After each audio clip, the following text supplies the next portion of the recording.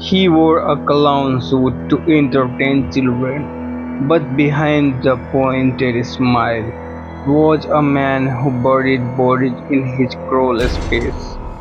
Welcome back to True Dogs Media.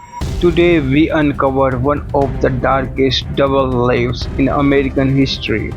John Wayne Gacy, the friendly neighborhood clown who turned out to be a serial killer.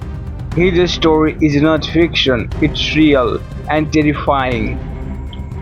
Born in 1942 in Chicago, John Wayne Gacy was the second of three children.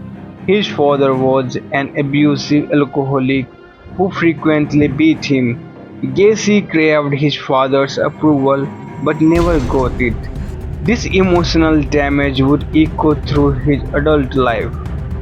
In the 1970s, Gacy was known as a respected member of the community. He ran a successful construction business, held parties, and even dressed as Pogo the Clown to entertain sick kids. But under the surface, there were warning signs. He had already served prison time in the 60s for sexually assaulting a teenage boy. Still no one suspected he was capable of murder. In 1972, young men and boys started disappearing around Chicago.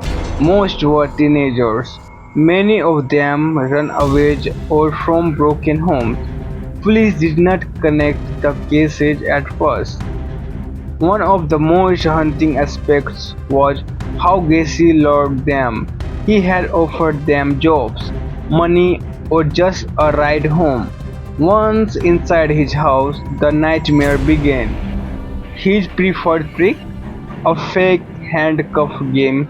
He had showed them a magic way to escape. But once cuffed, the game turned deadly. By the mid-seventies, Gacy had grown bolder. He did not just kill, he tortured, he raped, he murdered. Then he buried his victims under his house. Police later discovered he had buried 29 bodies in the crawl space. The stench of death had become so strong that neighbors complained, but Gracie always had an excuse, and when he ran out of room, he started dumping bodies in the nearby Des Plaines River. In December 1978, 15-year-old Robert Priest vanished after telling his mother he was going to meet a man about a construction job. That was an John Wayne Gacy. Robert's disappearance changed everything. His mother demanded a serious investigation. Police traced the last known contact to Gacy, and what they found was horrifying. While executing a search warrant, officers noticed a foul smell beneath the house. One officer even said, "We found a body, then we found another, then another." Under pressure, Gacy finally confessed. He admitted to killing 33 young men and boys between 1972 and 1978. He detailed each murder with chilling calmness, even drawing maps of where the bodies were buried. One of his quotes still haunts investigators: "I should never have been caught." He had lived a double life for years, a beloved clone by day, a monster by night. In 1980s, Gacy stood trial. The evidence was overwhelming. His defense tried to urge insanity, but juries were not convinced. He was convicted of all 33 murders and sentenced to death.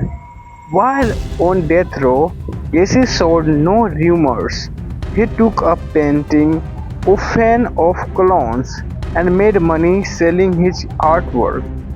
Finally, on May 10, 1994, John Wayne Gacy was executed by lethal injection. His last word, "Kiss my ash."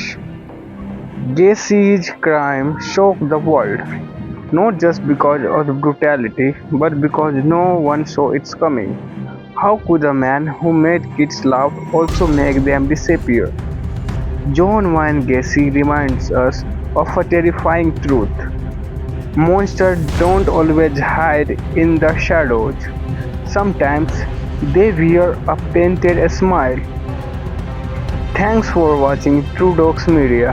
If this story stunned you, and it should, like, subscribe, and share. There are more chilling stories to uncover. Stay curious, stay cautious, stay safe. Thanks for your time.